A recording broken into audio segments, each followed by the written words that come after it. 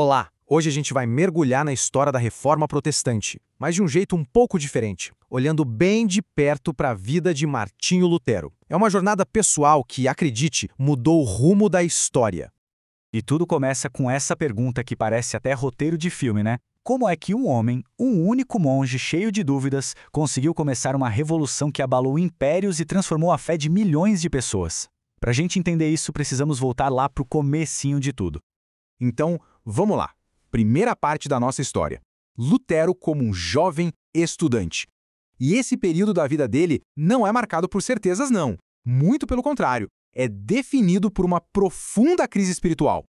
Lutero nasceu em 1483 na Alemanha. Um momento-chave acontece quando ele tem 14 anos, ele vê uma Bíblia pela primeira vez. O pai dele tinha um plano, queria que ele fosse advogado, então lá foi ele para a Universidade de Erfurt. Mas em 1505 acontece uma coisa dramática. Ele é pego no meio de uma tempestade terrível e, com medo de morrer, faz uma promessa que muda a vida dele para sempre. Se sobrevivesse, viraria monge. E essa decisão tão radical não veio do lado. Ela foi motivada por uma busca desesperada. A imagem de Deus que ensinaram para ele era a de um juiz muito severo. Lutero sentia um peso esmagador por causa dos seus pecados e, não importava o quanto ele se esforçasse, a tal da paz de espírito parecia algo simplesmente inalcançável. E aí Lutero entra para o convento buscando uma resposta, mas a angústia dele só aumenta. É nesse período de estudo intenso, dentro dos muros do monastério, que ele vai fazer uma descoberta que se tornaria o centro de toda a sua vida e, claro, do movimento que estava por vir. Mas, antes dessa grande descoberta, os superiores dele o mandaram para Roma. Agora imagine a expectativa de ir ao coração da cristandade. Só que o que ele encontrou lá foi uma decepção gigantesca. Ele viu uma vida de pecado, de corrupção, até mesmo entre os líderes da igreja. Essa viagem só serviu para aprofundar ainda mais a crise de fé que ele já sentia. E então acontece o ponto de virada.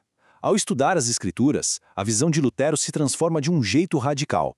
A crença antiga que o atormentava, a de um juiz severo e de uma salvação que precisava ser conquistada com muito esforço, dá lugar a uma descoberta revolucionária.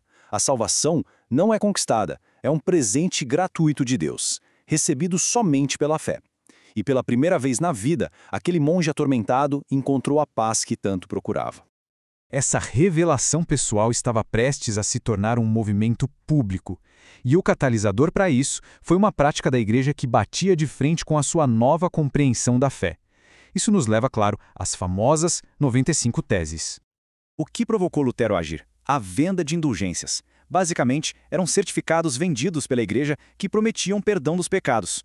Um vendedor chamado João Tetzel chegou na região com uma oferta chocante. As pessoas podiam comprar o perdão para qualquer pecado, fosse ele passado ou até futuro. Lutero viu pessoas da sua própria igreja comprando essas indulgências e, claro, deixando de se preocupar com arrependimento de verdade. Entristecido e indignado, ele decidiu que era hora de iniciar um debate público. Ele escreveu seus argumentos ponto por ponto, 95 deles.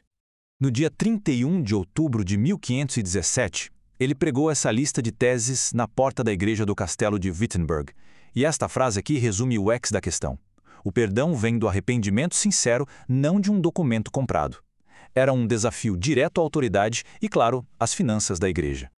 O que começou como um debate acadêmico explodiu muito rápido. A resposta foi veloz e poderosa, transformando um confronto de ideias em uma verdadeira batalha contra as maiores potências da Europa, a Igreja e o Império. A notícia chegou rapidinho ao Papa Leão X, lá em Roma, e a reação foi furiosa.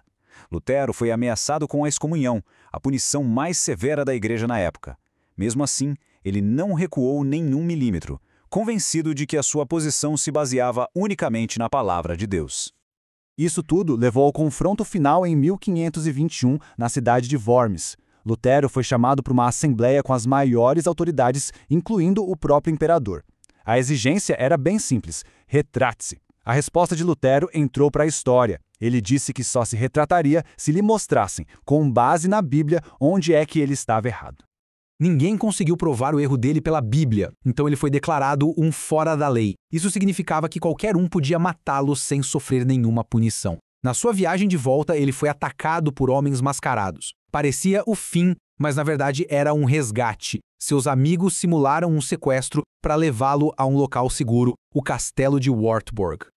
Esse exílio forçado poderia ter silenciado Lutero para sempre, mas, em vez disso, foi o começo de um dos períodos mais produtivos da vida dele, onde ele lançou as bases para um legado que, bom, perdura até hoje. E o que ele fez enquanto estava escondido? Um trabalho monumental. Primeiro, traduziu o Novo Testamento para o alemão, permitindo que as pessoas comuns lessem a Bíblia na sua própria língua pela primeira vez. Ele também solidificou a nova fé, escrevendo o Catecismo Menor e ajudando a redigir a Confissão de Augsburgo. E não parou por aí, reformou a prática da Igreja, publicou o primeiro inário e se casou com a ex-freira Catarina de Bora, estabelecendo um novo modelo para a vida familiar do clero. E todo esse trabalho foi construído sobre os pilares da sua descoberta inicial, que se tornaram um grande lema da reforma. A autoridade final é a Escritura. A salvação vem somente pela graça de Deus e é recebida somente pela fé. E assim, a jornada de um monge que buscava apenas paz interior acabou por remodelar o mundo. A história dele nos deixa com uma reflexão poderosa sobre o impacto que uma única ideia pode ter quando é sustentada por uma convicção simplesmente inabalável.